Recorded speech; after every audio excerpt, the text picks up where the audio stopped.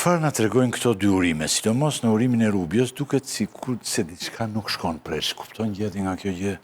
Nuk është e zakon në një urim të flitet për kartele droge, organizata kriminale dhe njerëz që mbështesin këto.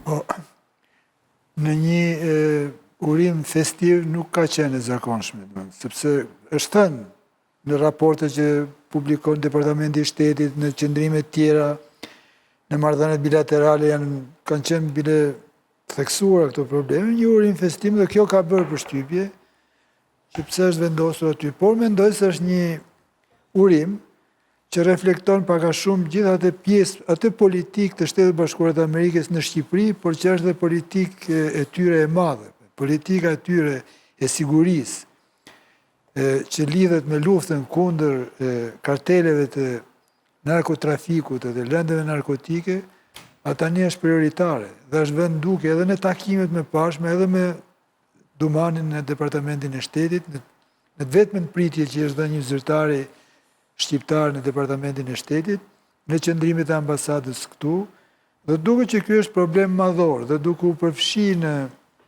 si tematik në një mesazh urimi, sigurisht që ka një ngarkesë që na tregon pak a shumë se cilat janë përparësitë e politikës amerikane edhe për vendin tonë. Dhe ka politika amerikane për vendin tonë. Mendoj se përparësia është pikërisht kjo, janë çështjet e sigurisë përtej konceptimit më parshëm nga ish presidenti Biden dhe administrata e tij që kishte të bënte, si më thënë, edhe me çështjet e korrupsionit dhe të oligarkëve, që ishin terma të përdorur nga administrata më pashme, këtu pasurohet, si më thënë, ose fokusohet tek narkotrafiku. Dhe mendoj se është e drejtë. Mendoj se në Shqipëri paratë e narkotrafikut e grupeve kriminale rrezikojnë shumë, të prishin rregullat e lojës, të prishin konkurrencën, të prishin ato që janë themelet e një shoqërie demokratike. Dhe për këtë arsye dhe SPAK-u e ka tashmë si prioritet, edhe i është thënë dhe Dumanit në takimin e tij në Departamentin e Shtetit. Ajo që bie në sy për mendimin tim tek urimi dhe që ka domethënie më të madhe se sa kjo e narkotrafikut, se kjo e narkotrafikut është, si më thënë, është një prioritet ndërkombëtar i tyre. Ka të bëjë me thekse që vjen ata tek partneriteti me agjencitë ligjzbatuese, domethënë, edhe kjo ka domethënie, nuk përmenden të tjera, domethënë. Por pse mesazhi i drejtohet popullit shqiptar, nuk përmendet qeveria, nuk përmenden institucionet që zakonisht kanë qenë përfshirë në mesazhe të tilla. Dhe nga kjo kuptojmë që institucionet ligjzbatuese janë pikë së pari, janë disa, por këtu gjithve s'ka nevojë me qenë zot me gjetë kuicin, si e themi ne, se ku duhen me dalë, ato me këtë term nënkuptojnë SPAK-un. Dhe kjo është shumë e qartë. Institucion ligjzbatuese në Shqipëri, partneritet, bashkëpunim me institucion ligjzbatuese. Me para shkon mendja njëherë tek SPAK-u sepse e kanë demonstruar. Do të thotë se e kemi thënë disa herë dhe këtu, nëse ju më thatë në pak më parë që s'm kanë dalë gjithmonë fjalët në Partinë Demokratike, unë mu vazhdojnë ndalin fjalët, kuptimin që ndalin mu, po unë gjithnjë kam besuar se mbështetja e SBA-s ndaj SPAK-ut nuk ndryshon kur do ndryshon të qeveria. E kam pas. Jo, vazhdon ta kesh dhe kjo në çuditë se për ta patur s'ka pikë dyshimi. E vazhdoj ta kem. Po që vazhdon ta kesh, se ata e krijuan ore. Institucionalisht për SPAK. Atë e krijoi Marizalino, si e ka kjo e fundit? Ambasadoria se e krijoi Shteti Amerikan. Kimedia. E krijoi Shteti Amerikan. Nuk themi jo. FBI-a, CIA. Nuk themi jo. Tani, okej. Bushat?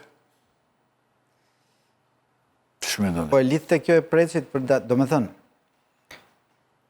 që SPAK-u mund t'jetë një mash amerikane, këtë edhe mund të bie dakord. Po është një mash amerikane për të rregulluar demokracinë në Shqipëri, apo po ja fuskotu në këtë moment për zgjidh problemet e familjes Trump, siç është përdorur në gjithë botën, për shembull presioni i kësaj administratë. Goditur korrupsionin në Shqipëri dhe krimin. Shofim. Tani. Po ti s'ke qenë shef shifi. Ja të shoh. Po duke paje që po. Dakor. Po është në tavolinë produkti. Nuk ishte ky thelbi. Dakor, më mund të jetë kështu se nuk them thjesht shohim. S'kemi në provë të madhe deri tani. Por e para politikisht a kanë ndruar raportet e SBA-ve me regjimin e Ramës pas ndrimit pushtetit në Amerikë?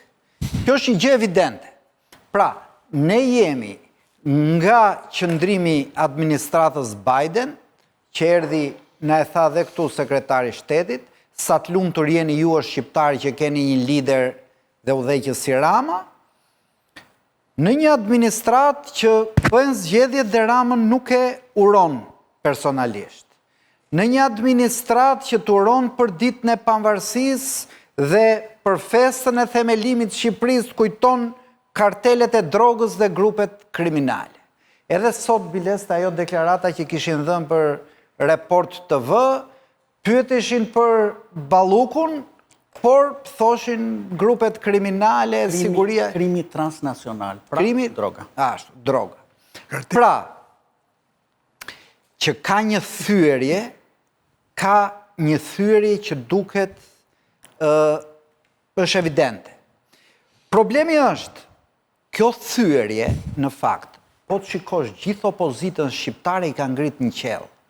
Kujtojnë se do shkoj një emisar në Selin e PD-s dhe do thot tani ne do ju bëjmë dhurat heqjen e Ramës. Dhe këtu e kisha atë që i thash Preçit, pra dhe instrumenti tyre që kanë duar nën kontroll, më evidenti është SPAK-u. Duke dalë përtej Shqipërisë, kujtojmë ne, apo na është dhënë shenja, që administrata e kaubojzve të Trumpit është një promovuese demokracisë në perëndim dhe në vendet e tjera aleate? Vërtet po e duart trokasin Trumpin për paqen në Palestinë, por nuk e di akoma nëse është fshira i plani i Trumpit dhe i Kushnerit për ta bërë ripin e Gazës rivjerë për kullat Trump.